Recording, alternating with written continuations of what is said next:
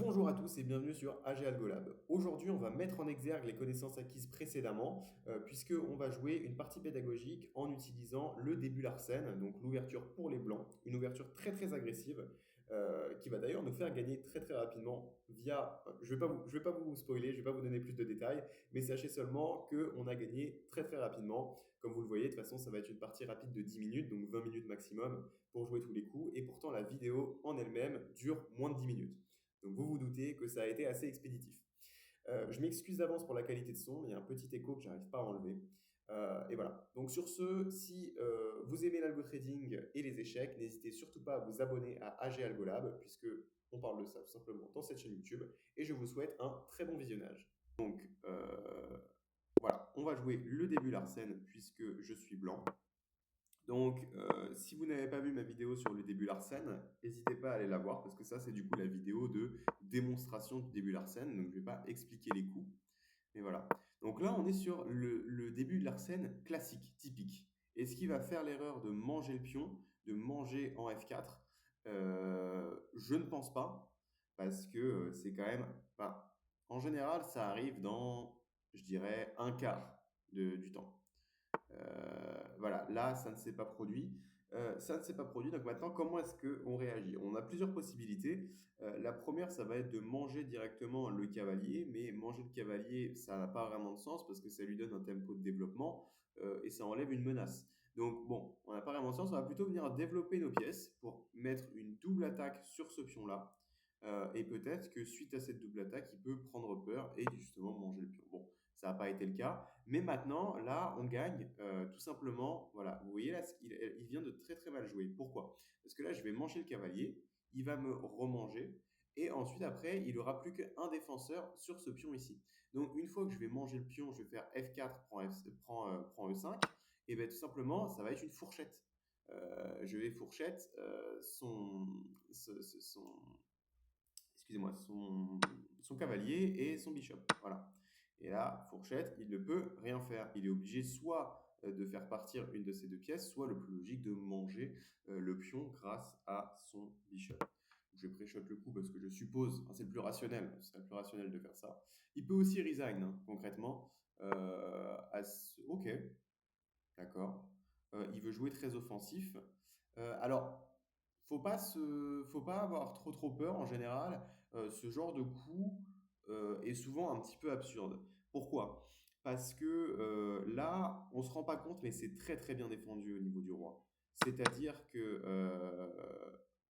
voilà, là, son cavalier, il peut aller là, mais il va se faire manger. Il peut aller là, il va se faire manger. Il peut aller là, il va se faire manger. Ou là, il va se faire manger. Donc, ça n'a aucun intérêt.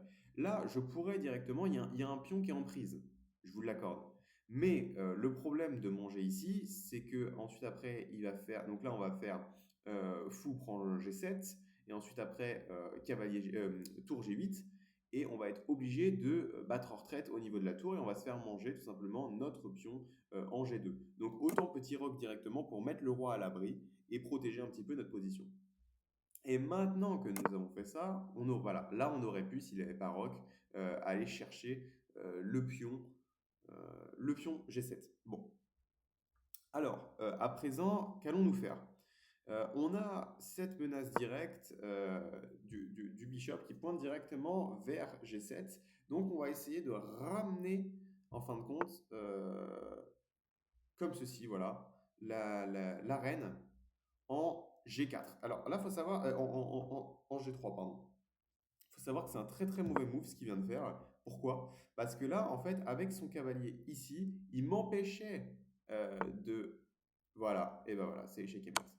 Donc vous voyez, hein, 1500 Elo, c'est pas dingue comment dire, à atteindre. Vous voyez que vous tombez sur des gens qui sont, comment dirais-je, ils sont pas mauvais, bien sûr, mais ils ne sont pas très très bons et les erreurs arrivent assez fréquemment. Vous voyez, il a une accuracy de 53, ce qui est vraiment pas énorme. J'ai une accuracy de 92 là sur cette partie. Bon, faut pas se fier encore une fois à je veux dire, je suis normalement, j'ai un Elo qui est inférieur à mon vrai Elo, donc ça s'explique aussi.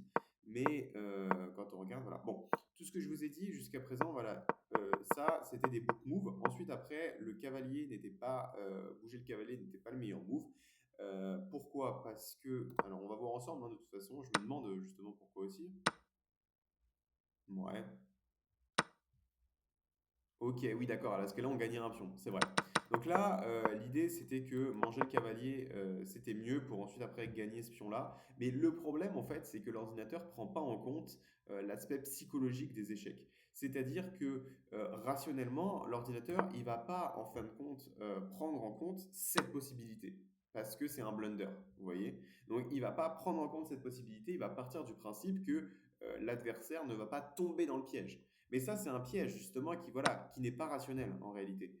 C'est-à-dire que ça, c'est un piège qui, comment dire, qui n'est pas prévisible, voilà, par l'ordinateur. Donc ça s'explique. Ça s'explique. Donc en réalité, je ne veux pas contredire l'ordinateur, hein. L'ordinateur a raison que du coup faire bishop prend cavalier dans cette situation est le meilleur move.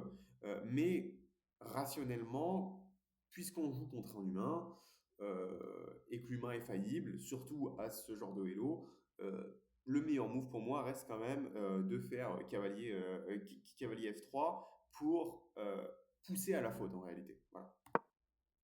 Bon, là c'était une erreur aussi pour la raison, là pour le coup, dont je vous ai parlé. Et là, pour le coup, on va prendre l'opportunité. Pourquoi? Parce que il n'y a plus possibilité du coup de faire le piège du bishop. Donc là, voilà, on a la fourchette, on la repère directement, on prend. Bon, voilà. En fait, ce qui compte en réalité à ce genre de hello, vous voyez, c'est de faire aucune erreur. C'est-à-dire que là, il n'y a aucune erreur qui a été faite. Il y a une opportunité qui a été ratée, ici, selon l'ordinateur. C'est pour ça d'ailleurs que j'ai une accuracy qui est seulement de 92 et pas de 95 ou 96, je suppose. Mais là, voilà, dès qu'il y a une erreur, on repère et on ne manque pas les opportunités. Et surtout, on ne blunder aucun pion, aucun truc.